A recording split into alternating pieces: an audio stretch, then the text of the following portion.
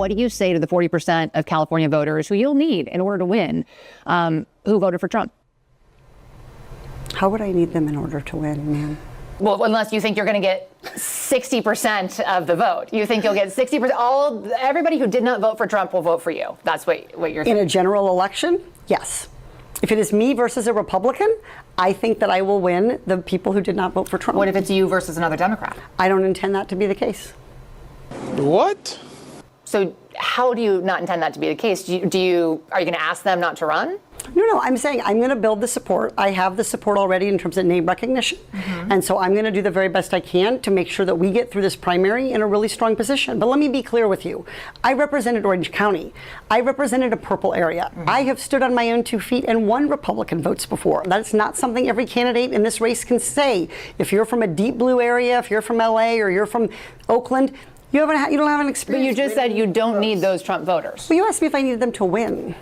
So you don't think I feel like this is unnecessarily argumentative. What is your question? The question is the same thing I asked everybody, that this is being called the empowering voters to stop Trump's power grab. Every other candidate has answered this question. This is not correct. And I said I support it.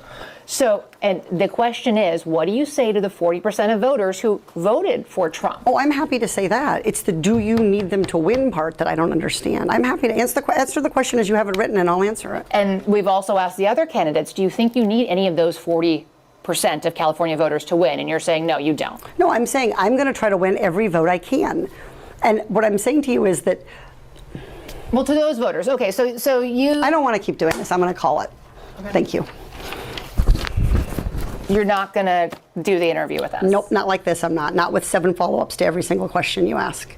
Every other candidate has answered. I don't care. Follow-ups. I don't care. I want to have a pleasant, positive conversation in which you ask me about every issue on this list. And if every question you're going to make up a follow-up question, then we're never going to get there. Ms. And Porter, we're just going to circle around. I am an investigative I have never reporter. had to do this before, ever. You've never had to have a conversation with to end a an reporter? interview. Okay, but every other candidate has done this. What part of, I'm me, I'm running for governor because I'm a leader. So I am going to make... So you're not going to answer questions from reporters? Okay, why don't we go through? I will continue to ask follow-up questions because that's my job as a journalist, but I will go through and ask these, and if you don't want to answer, you don't want to answer. So nearly every legislative... I don't want to have an unhappy experience with you, and I don't want this all on camera. I don't want to have an unhappy experience with you either. I would love to continue to ask these questions so that we can show our viewers what every candidate feels about every one of these issues that they care about.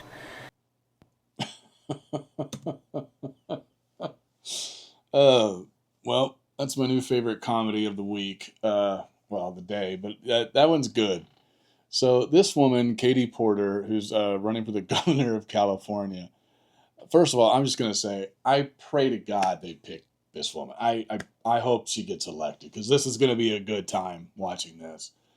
You know, I love watching politicians say and just get frustrated and do dumb stuff. And I think California, I mean, wow. First of all, coming off of Newsom, which I know that's pretty hard to beat as far as the incompetency there. But with this, she may have great ideas. She may have a lot to offer. Not in that dress, of course, but jeez, wow. She's unhinged. Like she has zero patience. And I don't know how you're going to be the governor of anything, but oh man. So I think it's another year. If she gets elected, the last 2 years of a Trump presidency, just to see the public, just going at each other. Oh my God, they gotta pick her. They have to pick her because it just can't be any other way. She has to be it. I hope this doesn't set her back. I know there's people asking her to withdraw. I'm gonna play some more stuff from her. It's like a greatest hits.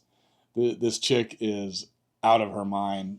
She has some anger management issues that are pretty uncanny. That one right there, though, that interview right there. I mean, everyone is talking about this. This is some press. part of me thinks that she loves it though, because I don't think this woman cares at all what anyone thinks about her. And I mean, there's another video here that I earlier where she's kind of excoriating one of her staffers. And in fact, let's go ahead and play that now. That's how it's good. I am. All right. $632, which is how much you save in fuel and maintenance costs when you replace your traditional car with an EV, with an electric vehicle. So I lease a Chevy Bolt. It is the best car that I have ever owned. I just plug it into the garage, 3-hole prong plug, and I never have to go to the gas station. That's awesome. And $632 is real money. And I know here at UCI, we have a National Fuel Center Research Center, and they're also doing work on how to make electric vehicles affordable, including for low and moderate income people, working moms, single moms like me, people who really could benefit from an extra $632 in their pocket. And it's also not just the individual savings, but it's also the total savings for our economy. So I'm on the oversight committee, you might know, and that is where we did a study recently this fall in September. And what it showed is if we don't electrify our transportation sector, that we're going to lose more than 500,000 Californians dying prematurely to air pollution and other problems. And the state could lose. Get out of my fucking shot. I wanted to tell you that that's actually incorrect. It's not that it's electric vehicles. It's that if we don't meet the commitments under the Paris Climate Accord. Okay, it does. Okay, you also were in my shot before that. Stay out of my shot. Oh, beautiful. Okay, I'm going to start again with electric vehicles saving us money. Perfect. Oh, my Lord. Okay, well, as you can see, she's a winner. This is someone that California needs as their governor. Y'all need that leadership in your lives out there. I couldn't think of anything y'all deserve more than a governor like that, because hell, I deserve it. I need to be able to see this woman going toe to toe with Donald Trump. It's just going to be amazing. I can't wait to see the things he says about her and she says about him. This is just going to be fun. The mudslinging is going to be lit, and I cannot wait. I'm totally here for that. She is, wow. She's a beast of a woman. She's a force to be reckoned with. I don't know. When I look at that, I cannot think why anyone in their right mind would want to elect that person. But, I really don't know her background. I don't know much about her. I've kind of seen her in other clips in the past, and I won't lie. Honestly, I thought it was a trans person, but apparently she's a single mother with 3 kids. But she just had that look to her, and all I can really say, all I can really sum all this up with is that she needs to be the next California governor. She needs to be the next governor of California.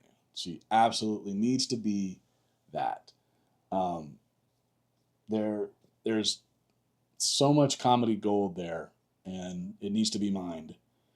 And we need her. We need her in the limelight daily. I cannot wait to see the things that she says. And who knows, maybe she'll throw out a few zingers of her own.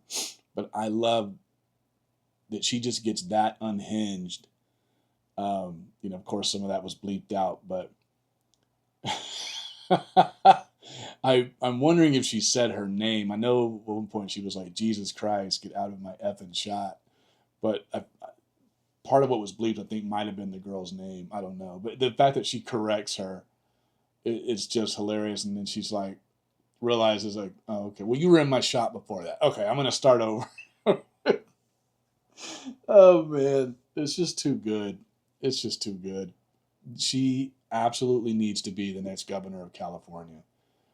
Because you cannot write a character like her. The fact that there's someone that exists organically like that, that is just gold. And so California, please, please do me a favor and elect that woman to be your next governor. All right, that's going to do it for this video. Be sure to like, subscribe, and comment. Let me know what you think about Miss Katie Porter here, whether you think she should be the governor, whether she should not be the governor. And I will see you on the next one. Oh, yes. This is why I didn't want to do, I need the lights off, the bright lights. I'm so sorry, but I am about to get on. Bernard, I need you to turn these off. These that are killing me. Hang on 1 second, everybody. No, we should put the computer up on the. Yes, yes, we should have. Yes. Okay, everybody, I'm not that dark. That's too dark.